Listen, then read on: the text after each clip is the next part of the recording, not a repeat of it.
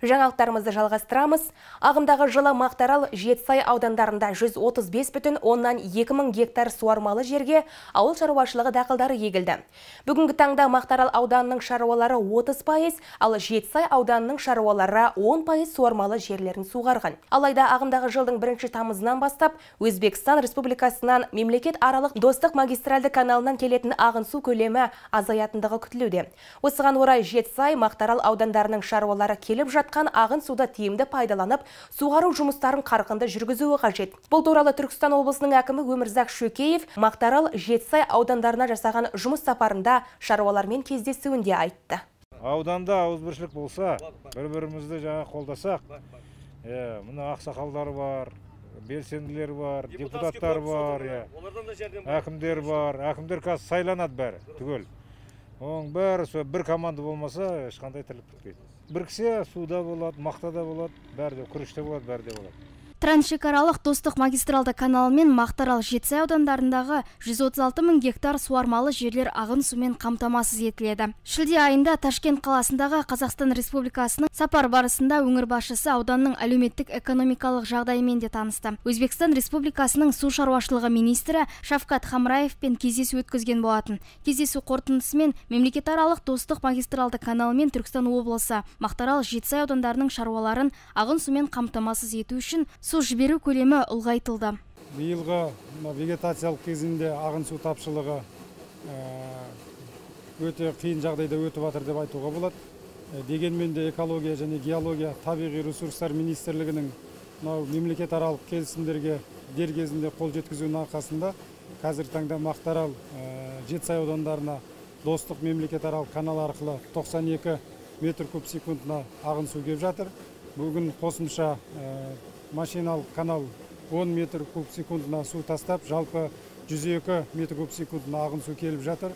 Бұл қазіргі таңдағы ауыл шаруашылық тауар өндірушілердің еккен егіс көлеміне қажетті ағын суға толық жеткілікті. Дегенмен Мақтаарал ауданы бүгінгі таңда егілген мақталық алқаптың 10%-ын ғана және Жетісай ауданы 30%-ын ғана суғарып отыр.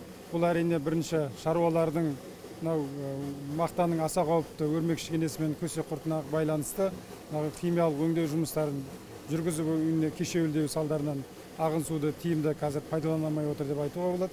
Сондықтан Мақтаарал, Жетісай ауданының агроқұрылымдарына біз Түркістан облысы әкімдігі, Қазсушар мемлекеттік мекемесі назарларыңызға саламыз. Қазіргі таңдағы суды дер кезінде 1 тамызға дейін пайдаланып алуымыз қажет.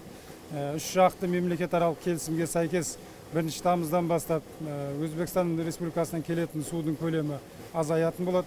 Сол кезде агроқұрылымдарға ағын су бірдей жаппай басталған кезде жетіспеушілік туындайды. Сондықтан да қазіргі алдағы 10 күн кезеңде тиімді пайдалана отырып, осы суару маусымын ұйымдасқан түрде ауыл округ әкімдіктерімен, агроқұрылымдар, кооперативтің төрағаларымен дер кезінде ұйымдастыру жұмыстарын қолға алуымыз қажет.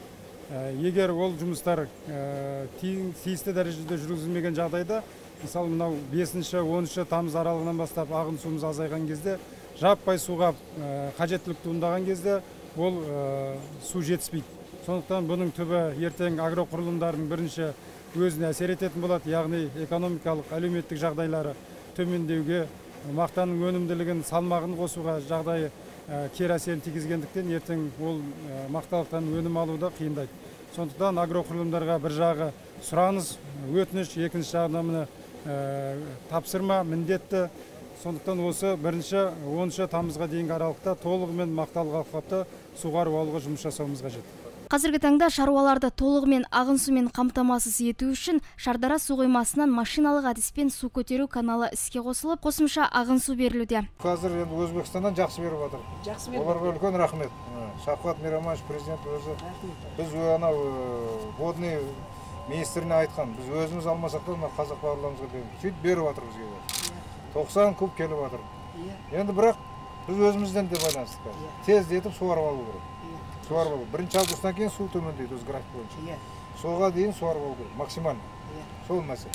Сол мәселе. Барлық диқандармен сөйлесіп. Сапар барысында өңір басшысы ауданның әлеуметтік экономикалық жағдайымен де танысты. Облыс әкімі Мақтаарал ауылдық округіндегі жүзім шаруашылығында болды.